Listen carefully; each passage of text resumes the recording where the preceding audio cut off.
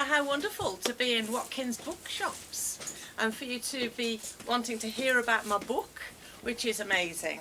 Well, I don't mean the book's amazing. Well, it is actually. It's amazing how it came about. The story is really a sequence of coincidences that if I'd have written this book as a novel, everybody would have said it was too far-fetched. It couldn't have happened. And I can't be bothered reading it because it can't be true. But this is actually all true.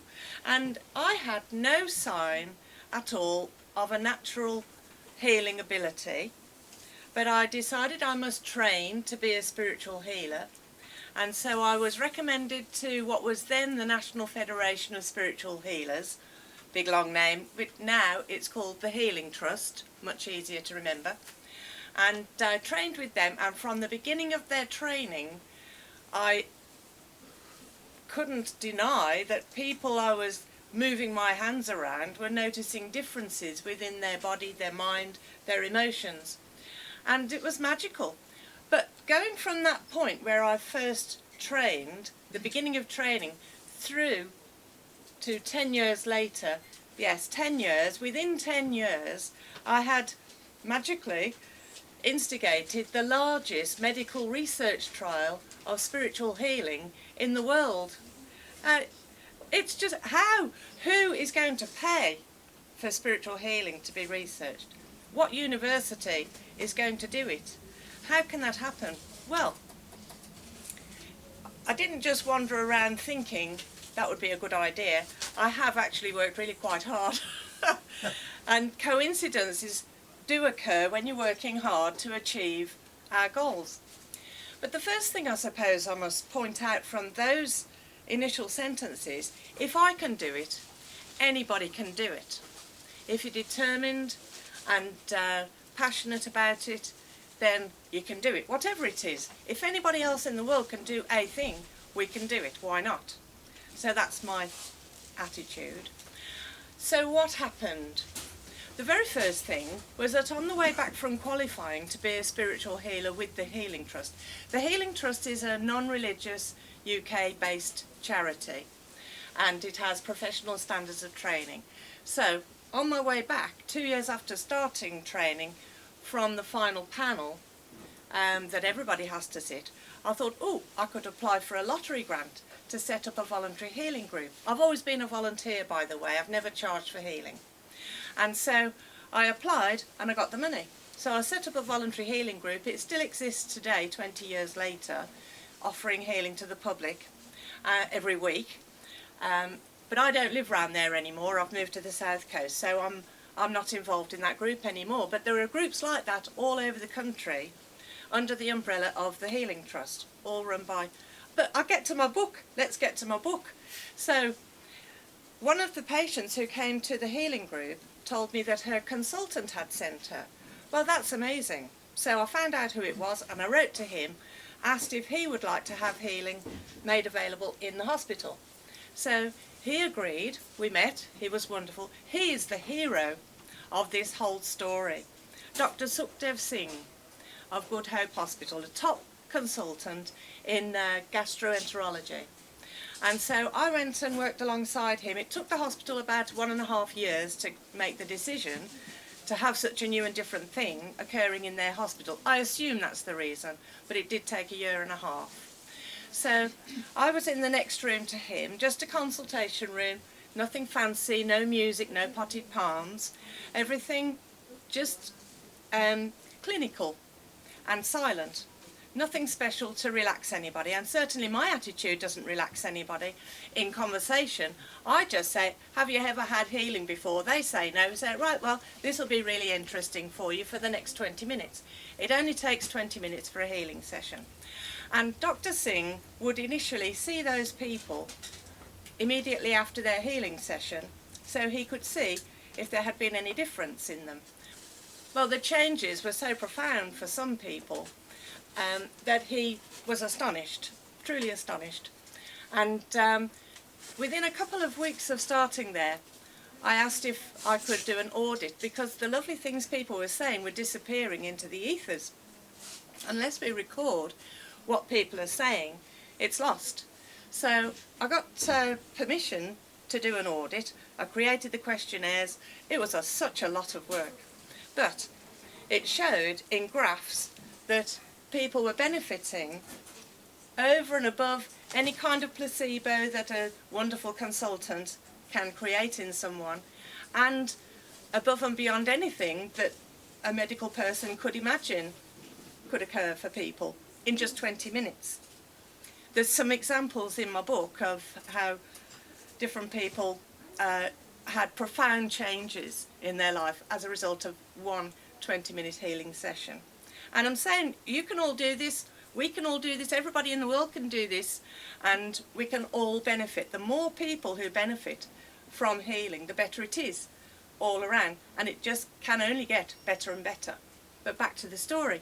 So I'd started off those audits, and within 2 months of me starting at the hospital, the National Lottery offered research funding for projects that would help people where funding wouldn't normally be easily available or available at all. Well, that ticked all of our boxes. Who's going to spend any money on researching spiritual healing? So I took this information to Dr. Singh the day that it was announced, and he agreed. Now we could say it's luck, but he was also involved in the University of Birmingham. That's the cream of UK universities. That's the equivalent of the Ivy League in the States, the Russell Group of universities. They're well known for world-class research. And he convinced them to get on board. And we made a powerful, I had the idea. I was the one who had the idea and basic framework of I wanted 6 sessions, weekly sessions of healing for each person involved in the trial. But we went for 5 and we got the money. The amount of competition for those funds was enormous, and yet we got the money. And 200 NHS patients were involved in this trial. Now these patients are quite different to the kind of patients we might come to a healing group. When someone comes to a healing group, they already kind of believe in it, or maybe they don't, but they're open-minded and they expect to benefit in some way. Hospital patients, in my experience, are the opposite end of that scale, totally sceptical. But for some reason, they agreed to have healing sessions with me when I was just with Dr. Singh in the clinic. And 200 patients eagerly and readily signed up for being involved in this trial. In fact, more people in the end did. But it's very difficult to get the kind of conditions that we needed to be on that trial. People have to fit into quite strict criteria to be involved in a trial, so that the results in the end can't be argued with as much. People will always argue, but not as much. So the 2 conditions that were being investigated was irritable bowel syndrome, so 100 people with that, and inflammatory bowel disease. Of IBD, there are 2 conditions, Crohn's and ulcerative colitis. So the IBD and IBS are different, in different ways explained in the book. And so half of each group had healing straight away. The other half of each group had to wait for 12 weeks. Was it 12 weeks? Yeah, I think it was 3 months that they had to wait. So that the group that had healing, their responses could be compared with the other half of their group that had to wait for 12 months. Normally, you would have a group that doesn't have the healing at all, doesn't have whatever the pharmacy, conventional medicine is, or surgery, whatever it is. So you would normally have a control group that doesn't get the remedy at all. So if they've agreed to have healing, it would be a terrible shame to say, no, you can't have it.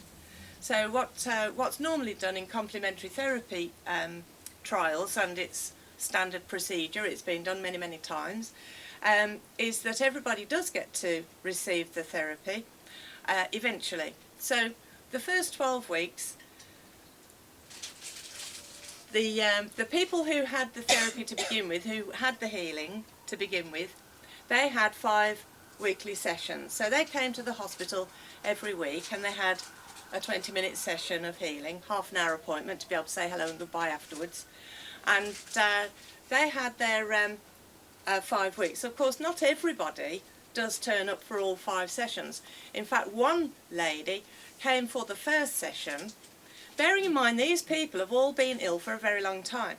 The minimum after being diagnosed with their condition was 1.5 years. So it's not just the 1.5 years they've been suffering. There might be months before they were diagnosed, months before they got to see a consultant, months before they had the referral to the consultant, and months before they even went to the doctor, because when someone has embarrassing, horrible conditions like that, which affects every aspect of their life, they don't want to go to the doctors. They'll go they'll try every other thing first, and if they can't solve these tummy problems, then they'll then go to the doctors. So we're really talking possibly 2 years that they've been suffering minimum, and the longest that anybody on this trial had been suffering since diagnosis was 10.5 years.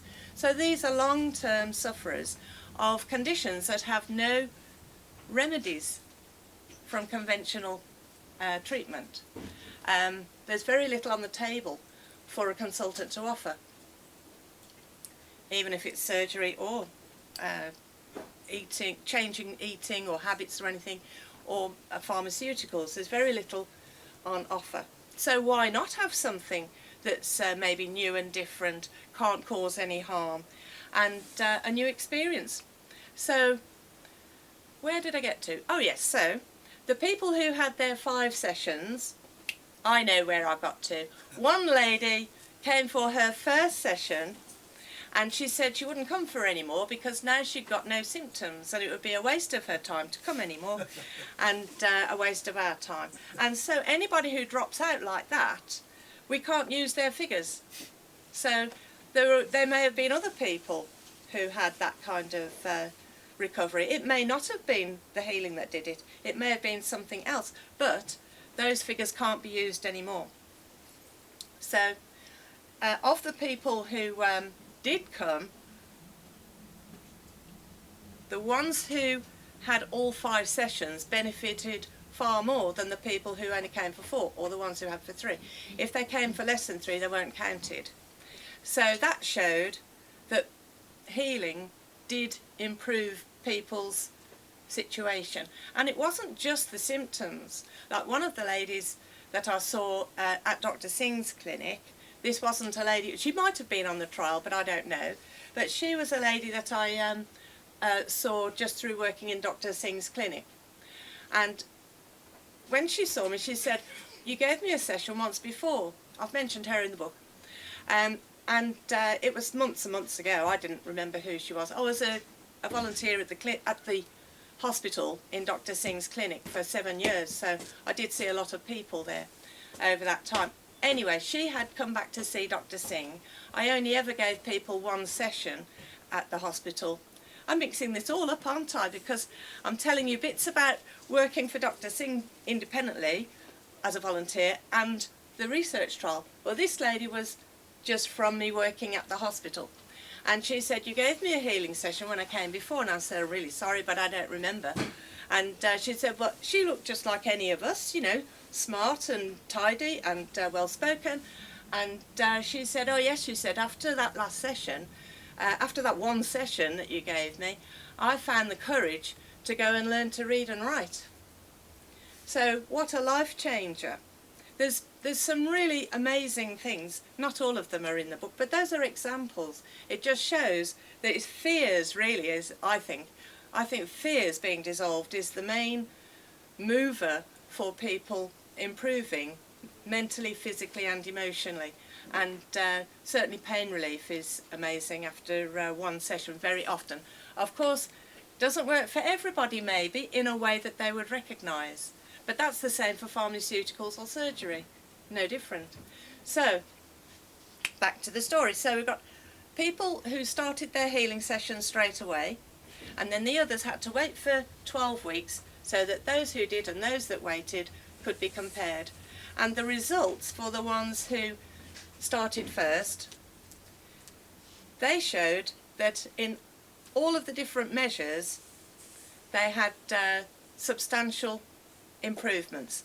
Statistically, and there are 3 different ways that you can measure the improvements. Score improvements with the questionnaires that were used. These were 3 different questionnaires that were used for people to talk about their life in general, then their particular quality of life that's affected by their condition, and then the physical symptoms caused by their condition. So they're different questionnaires. You're going to get different kinds of answers because they're different categories of questions, and they all showed, pretty well all showed, improvements in different ways, and they were statistically significant and highly significant in some. So another way of measuring those improvements is by talking to people, and that you get qualitative research, where that's quantitative research that's measuring quantities, and that was the 3 questionnaires I'm talking about. Then there's qualitative, which is the qualities of things. So that was interviews with the different people to see how they felt. Those were all done immediately after their 5th session.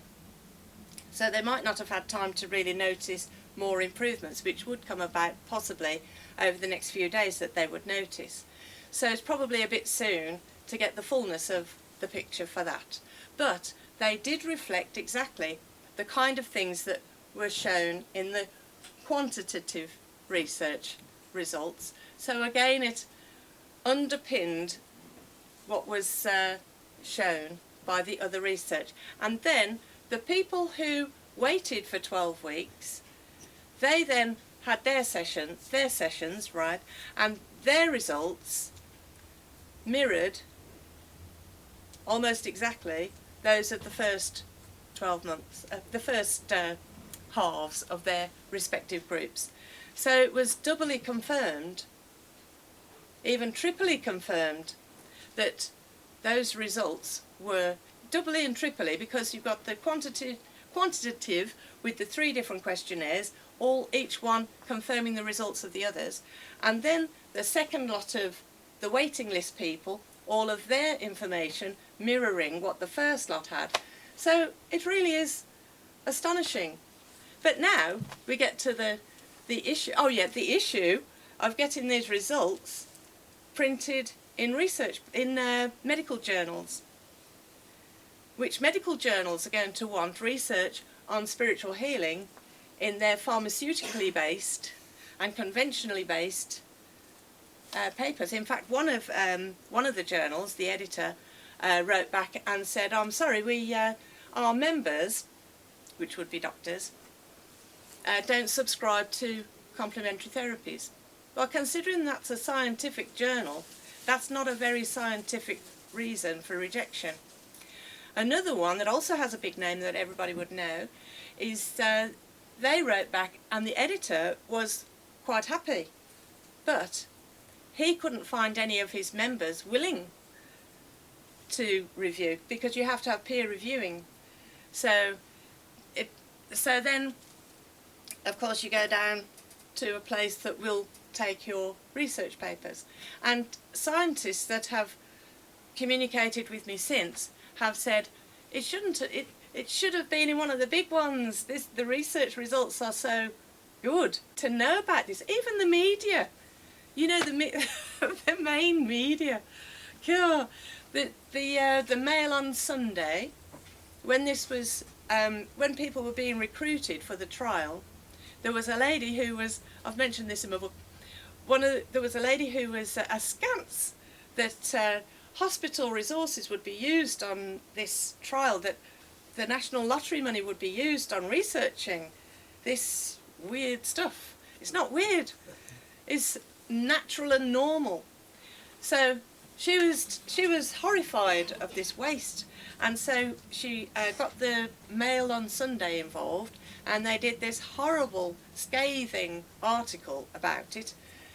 What they wrote was just ridiculous, and they even put nude pictures in it like of a lady in the nude having a healing session. Everything that's written on the Healing Trust website is that you don't even have to take your hat and shoes off. You can be fully clothed with outdoor clothes on. You never take anything off for healing. And you should ask questions why if you're asked to.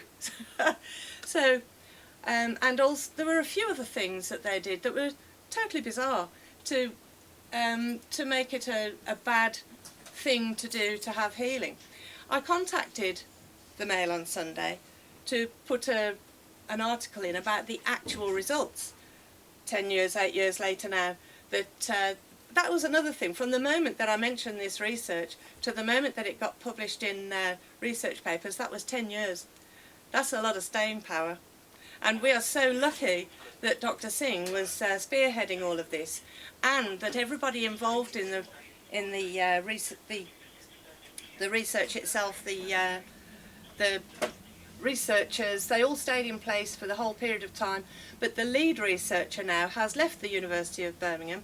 That could have happened during this research occurring, and it would have knocked a big hole in what we were able to do, because she was such a leading light in this field. But she's now a professor at Warwick University, which is another cream university in the UK. So I got onto the Mail on Sunday, and they would not print the results. The editor was happy, but couldn't find anybody to print it, and the guy who wrote the original article put the phone down on me almost. He couldn't get rid of me quick enough off the phone. So how are we going to get this across to people? People need to know that healing exists. People need to have healing made available in doctors' surgeries and in hospitals. We found that although I gave leaflets to everybody that had healing at the hospital, they would not go to the voluntary group, which wasn't far away.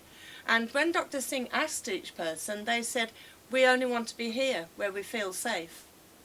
And so we need to make healing made available. And the NHS needs to bring this in. Taxpayers need to bring this in. Taxpayers are paying for the NHS. They pay for everything that the NHS provides. They pay for everything that supports people who are not well. They pay for everything with benefits or any other way that people are supported when they're not well. But the most important thing is that those people who are unwell don't want to be. They want to have a fulfilling, productive, joyous life. And this is what healing brings. Healing dissolves those fears that are deep within. I still need fears dissolved. Well, if some time ago, quite some time now, I couldn't even read off a piece of paper to friends. I'd be all in a muddle, the words would jump around, I couldn't do it. I'm not excellent now, obviously, but what a jump forward I've had through melting away those fears within me. But there are loads more. There's lots more, and everybody does. We're all on this road towards more and more joy, focusing on more and more joy. And this is what healing does for people without us having to spend any time asking them who they are, what's the matter. I don't ask anybody what's the matter.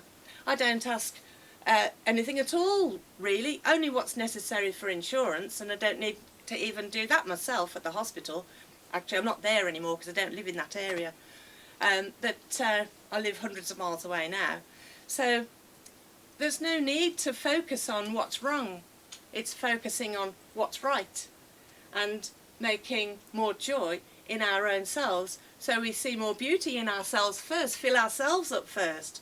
And I'm getting off the what's in my book really, but this is what we're here for, and I do hope that each person that ever listens to me feels something being ignited in their own selves to go and generate more of this. And that's what we're here to do. That's why we're in this space. That's why you're sitting here. That's why I'm standing here. We're here to bring more joy into the world. As we walk down the street, passing people who are sleeping on the roads here, thinking of that aura that we have of healing, filling them. We don't have to do it anymore, really. Of course, we'd love to scoop them up and make a lovely life for them, but the best we can do in our everyday life is to spread more and more joy, and that does make a difference. It's unbelievable, but it does make a difference. And how can it help for me to be just doing this around somebody's body? We don't have to touch people. I do touch, because I think people like to know where I am. And I think there might be a comfort for some people, because some people don't have, we're only allowed to touch on the shoulders, the arm, the joints and things. Though in the hospital I have asked, if we ask in advance, we have to ask in advance for any kind of touch, otherwise it's assault. But at the hospital, I know they've got gastro problems, so I do ask if I can put my hands on their tummy, because that does feel very comforting for them, it transpires. So I just do that. But it's the dissolving of fears. Dissolving fears and finding more joy. Fears are associated with darkness and light is associated with love. So where there is love, there can't be. Where there is light, there can't be any darkness. Where there is love, there can't be any fear. So the more that we grow the love part, the less focus, the less energy is going to the fear part. You said that anyone can do it. I mean, yes, I think so. And it's not a gift. Most people think no. Well, it's a gift, but everybody's got that gift. Yeah, everybody. If I can do it, anybody can do it. But it's important to have great training. And the Healing Trust, you can't get better. It's professional standards. There are some just as good, but there's professional standards. And the trainers are you can't just walk in and train somebody else. With Reiki, and I've done Reiki as well to see what the difference is. I can't see there's any difference really, only the method. To me, it's the energy and the attitude. I am so hopeless, you know. I don't really notice any energies at all. In the past I haven't, and certainly for years I felt nothing, and just trusted in the process. And I just did what I was told to do. I just went by the standard procedure, and that was it. That's all I did. But people did say that they felt pain disappear, or they felt some hands inside their body even doing stuff, which was really quite amazing. And I don't really say that to people at the beginning. You might feel hands inside your body. And but whatever it is that people feel, it feels to them okay, even though it's quite unusual. At the time that they're feeling it, it makes them feel more and more relaxed. And people are astonished how relaxed they feel. Yes, I think everybody is gifted with this. I think, say, for cooking, anybody can cook something if you're trained. And if you had 2 years training to cook, I'm sure you'd be able to produce something worthwhile. But I've been so passionate and determined. I like to succeed. And so now it's getting this message to the world, if possible. Dina Barnett is making a film about spiritual healing, and she contacted me to do an interview, and I don't know how I managed to get permission to film at the hospital, but I did. I just happened to speak to the one and only man on the phone who was free for only 10 minutes, and he gave me permission there and then to have this filming at the hospital. And so Dr. Singh, he was willing to be filmed as well, and I had they even agreed for one of my own patients, like I say patients, to a friend, you know, I've never charged anybody for healing, and she had a fantastic healing recovery.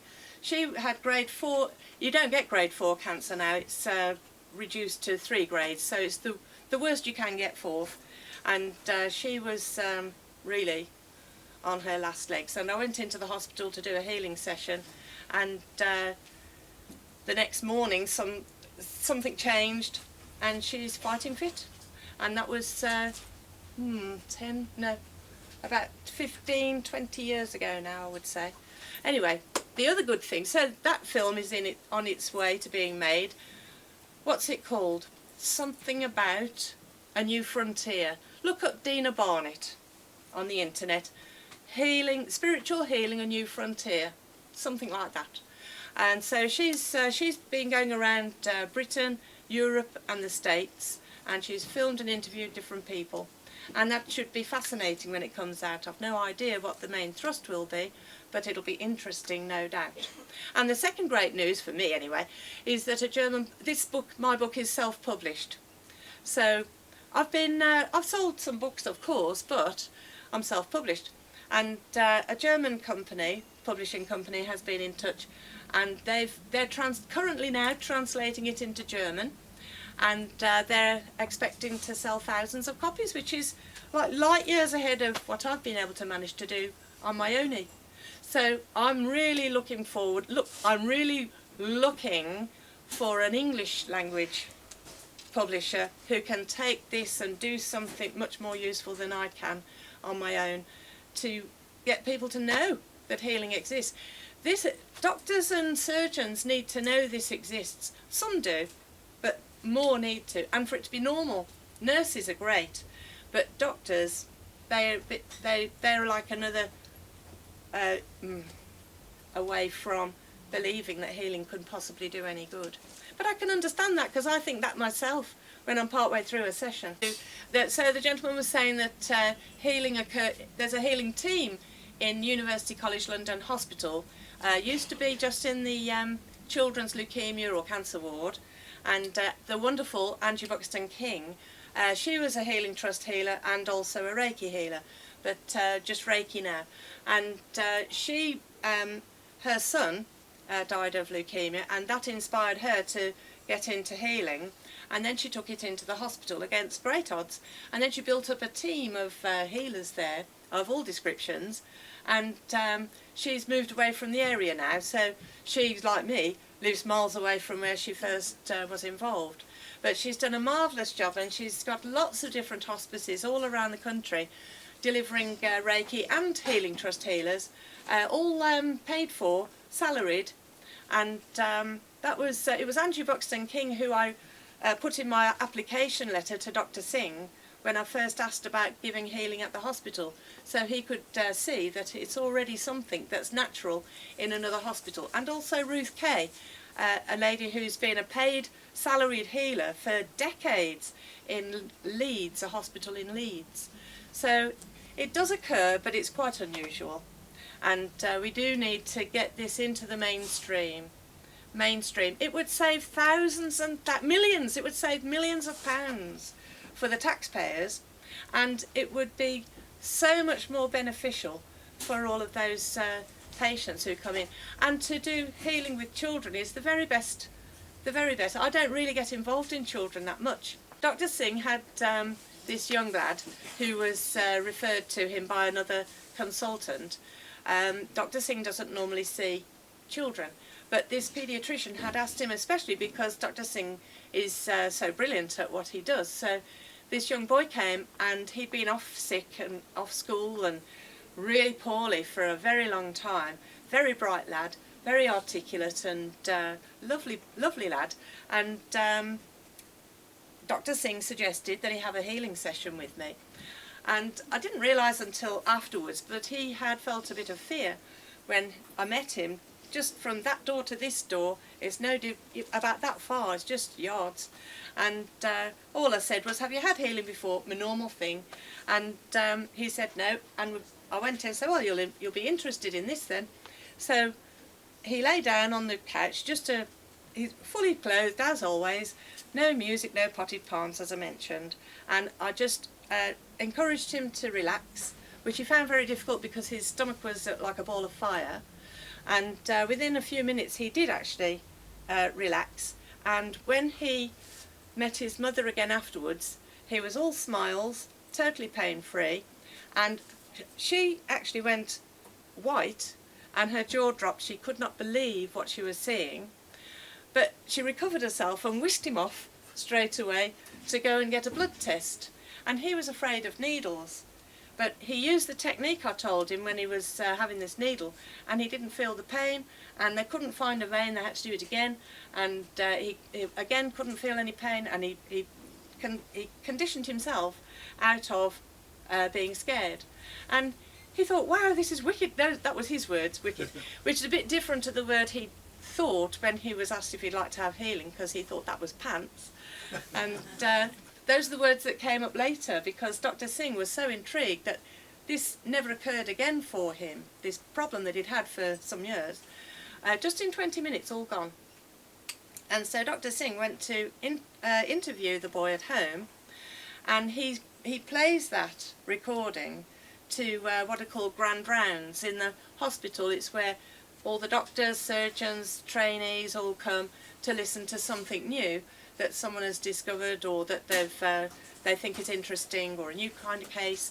And so I was invited to go and listen to this recording at this grand round, and I could hear this boy so articulate. It's only young, and he explained how it felt, and how he now, after that one healing session, he wanted to go to church and go and communicate with God, and his whole family had nothing to do with any kind of religion. So he still hadn't been to church.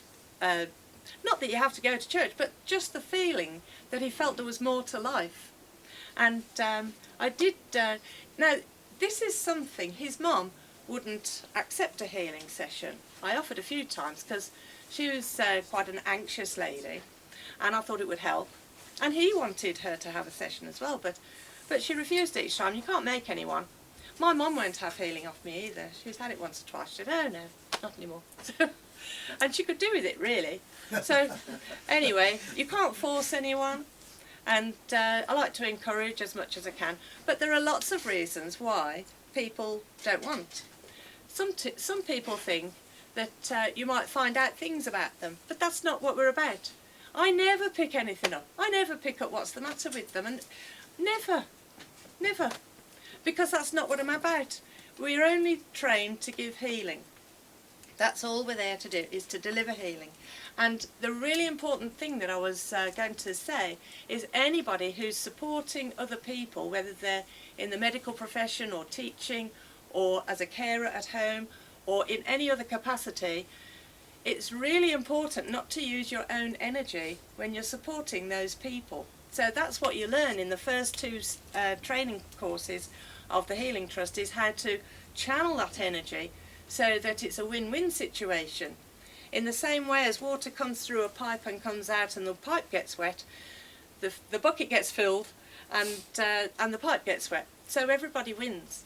If you feel drained after meeting somebody who's sick, or meeting someone who's down in the dumps or whatever it is, you're using your own energy. They might be unwittingly taking your energy. That's how it seems to me. I've got nothing to prove that. The only thing I can say I have evidence for, firm evidence now, is a medical witness. So Dr. Singh is a witness to the recoveries that he's seen in his own clinic with people, some of them who've been ill for decades. The files for some people are really thick. They can't carry them. You know, they have to go around on a trolley some. And he's a witness. And now this research trial shows that those results marry up with my audits and with all the records that we've kept of what people have said about their observations of having had healing. So now we've got the evidence, medical research evidence, but now it's a case of getting people to... I know people who consider themselves as scientifically minded, but they won't read my book because they say, well, it's rubbish anyway. How scientific is that? Yeah. How do you join then the spiritual healers and the hospital? Well, I think it's a wonderful combination. I think have both. If you've got something the matter, have both. I'm the first one to go and get the pills out the cupboard. If I've got a headache, I don't want to suffer. But if I'm going to have a headache that's prolonged or that keeps coming, I'll, if it were to be bad enough to go to the doctors about, maybe I would. But I would also be doing self-healing. I had the most awful pain in the stomach, like in the abdomen here. And it would just strike in the middle of the night, or sometimes walking down the street. It just started up, I can't think now, it was before I finished the book because I put it in the book. And I would have to call out, it was that painful. And I'd gone to the doctors. I didn't think of doing healing on myself. It just didn't occur to me. I'd gone to the doctors, I'd gone for whatever it is, preliminary something or others, and now I was waiting for a scan. And while I was waiting for a scan, I was at home, and in the middle of the night this pain set off again. Oh, it was awful. So I went to the bathroom to try not to disturb my husband too much, and I thought, oh, why don't I do healing? And I did it there and then, and in 2 seconds, gone. Literally 2 seconds, it just went in the background, gone. And then another little shadow of it came, heal, heal, heal, and it went off again. And I never had that again, ever. Now, if I can do that, what more can we do?